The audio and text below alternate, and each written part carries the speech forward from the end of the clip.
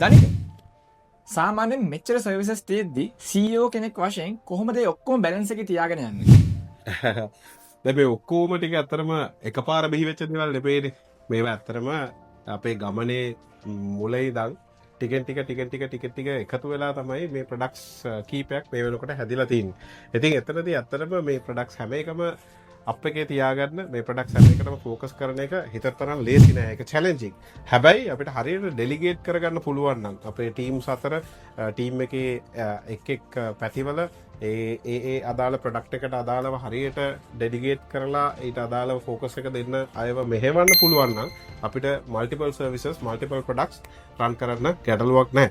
ඒක කරන එකේ වැදගත්කම තියෙන්නේ දැන් අපි එක පැත්තකට විතරක් ලිමිට් වෙලා හිටියොත් එහෙම සමහර වෙලාවට අපි දන්නේ නැහැ අපේ බිස්නස් එකක් විදිහට ව්‍යාපාරයක් විදිහට අපේ එක්ස්ටර්නල් ෆැක්ටර්ස් මත ඩිපෙන්ඩ් වෙන්න උනාම මොන බිස්නස් එක මොන වෙලාවෙදී මොන විදිහ වගේ බලපෑම් වලට ලක් වෙයිද කියලා. හැබැයි අපි මෙතන පොඩි අර එක බාස්කට් එකට දාන්න නැතුව බාස්කට් කීපයක අපේ දේවල් තියාගත්තොත් උදාහරණයක් විදිහට දැන් අපේ හෙල ප්‍රෝ එක යනවා සබ්ස්ක්‍රිප්ෂන් රෙවෙනියු එකක් විදිහට ඒකෙන් අපිට ආදායමක් ලැබෙනවා. ඊට පස්සේ අපේ එසන අපේ නිවුස් සර්විස් එක ඒක ඇඩ්වර්ටයිසින් විදිහට අපිට රෙවෙනියු එකක් ජෙනරේට් වෙනවා.